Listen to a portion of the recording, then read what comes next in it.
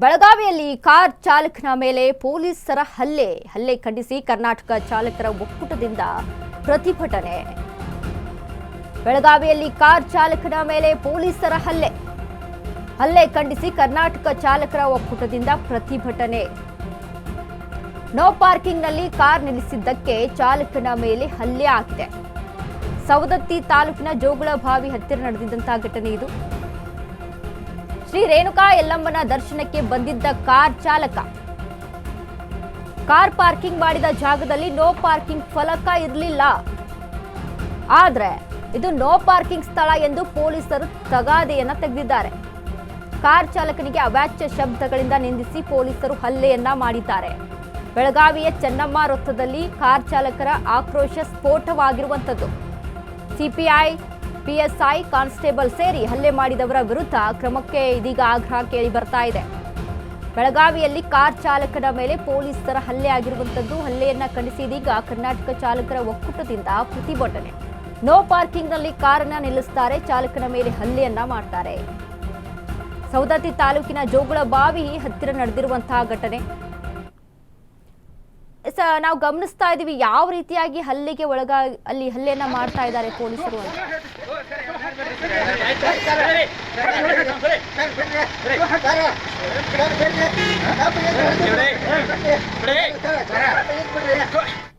ಗಾಡಿ ಬಡದ್ರು, ಗಾಡಿ ಡೆಂಟ್ ಆಯ್ತು. ಅಲ್ಲಿ ಸೈಡ್ದಾಗ ಗಾಡಿ ಇಕ್ಕಿದ್ದು ರೀ. ಪೊಲೀಸರು ಬಂದ್ರು, ಗಾಡಿ ಬಡದ್ರು, ಗಾಡಿ ಡೆಂಟ್ ಆಯ್ತು. ಗಾಡಿ ಬಿಡಿಬೇಡ್ರಿ, ಮತ್ತು ಗಾಡಿ ಡೆಂಟ್ ಆಗತ್ತೈತಿ, ಗಾಡಿ ಬಿಡಿಬೇಡ್ರಿ, ತೆಗಿತೇವ್ರಿ, ತೆಗಿತೇವತ್ತಂದು ಅನ್ನಾಗತ್ತಾನ. ಪೊಲೀಸರು ಇದ್ದಾವ, ತೇಯ ಬರತ್ತಿಲ್ಲ, ಗಾಡಿ ಇಲ್ಲಿ ಹಾಕತ್ತ ಅಂದ್ರು. ಅದು ಬೇಗ ಆಮೇಲೆ ವಿಡಿಯೋ ಚಾಲೂ ಮಾಡಿದ್ವಿ. ಅದು ಬೇದ ಬಳಕ ವಿಡಿಯೋ ಚಾಲೂ ಮಾಡಿ ಅಲ್ಲಿ ಸೈಡ್ದಾಗ ಗಾಡಿ ಇಕ್ಕಿದ್ದು ರೀ. ಮತ್ತು ಪೊಲೀಸರು ಬಂದ್ರು, ಗಾಡಿ ಬಡದ್ರು, ಗಾಡಿ ಡೆಂಟ್ ಆಯ್ತು. ಗಾಡಿ ಬಿಡಿಬೇಡ್ರಿ.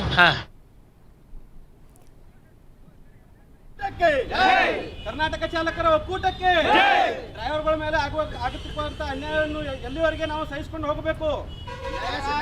ಕರ್ನಾಟಕ ಚಾಲಕರ ಒಕ್ಕೂಟಕ್ಕೆ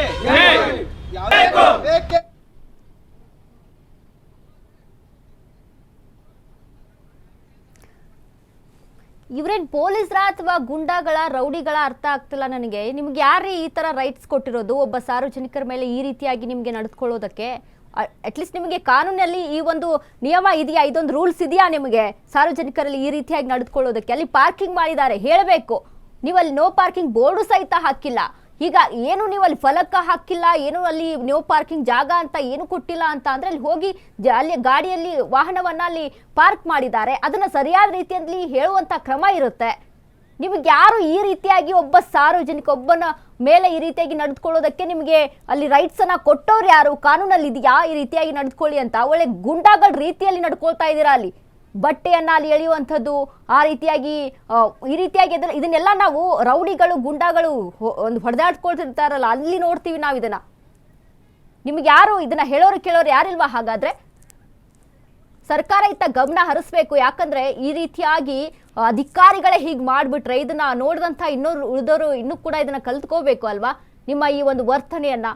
ಜವಾಬ್ದಾರಿ ಇಲ್ವಾ ನಿಮಗೆ? ಬೇಜವಾಬ್ದಾರಿ ತಂದಿದ್ದ ನಡೆದುಕೊಳ್ತಾ ಇದ್ದೀರಾ. ಅಲ್ಲಿ ಹೇಗೆ ಒಬ್ಬ ವ್ಯಕ್ತಿ ಜೊತೆ ಹೇಗೆ ನಡ್ಕೊಳ್ಬೇಕು ಅನ್ನೋದು ಗೊತ್ತಿಲ್ವಾ ನಿಮಗೆ? ಗುಂಡಾಗಳ ರೀತಿಯಲ್ಲಿ ಅಲ್ಲಿ ಬಿಹೇವ್ ಮಾಡ್ತಾ ಇದ್ದೀರಾ.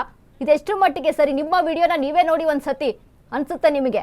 ನಿಮ್ಮ ಮೇಲೆ ಸರಿಯಾದಂಥ ಆಕ್ಷನ್ ತೆಗೆದುಕೊಳ್ಬೇಕು. ಇವ್ರ ಮೇಲೆ ಯಾರು ಈ ರೀತಿಯಾಗಿ ನಡೆದುಕೊಂಡಿದ್ದಾರೆ ಅಲ್ವಾ, ಇತ್ತ ಗಮನ ಹರಿಸಿ ಸರ್ಕಾರ ಇದಕ್ಕೆ ಸರಿಯಾದ ರೀತಿಯಾದಂಥ ಕ್ರಮವನ್ನು ತೆಗೆದುಕೊಳ್ಬೇಕು. ಇನ್ನೊಮ್ಮೆ ಯಾರ ಮೇಲೂ ಕೂಡ ಈ ರೀತಿಯಾಗಿ ನಡ್ಕೊಳ್ಬಾರ್ದು. ಇವರು ಆ ರೀತಿಯಾಗಿ ಪಾಠ ಕಲಿಸ್ಬೇಕು ಇವರಿಗೆ ಸರ್ಕಾರ.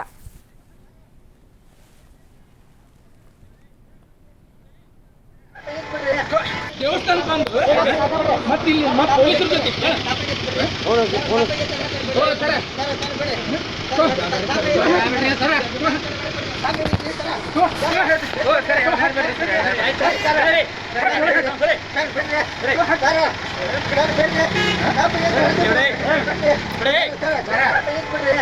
ಈಗ ಸವದತ್ತಿ ತಾಲೂಕಿನ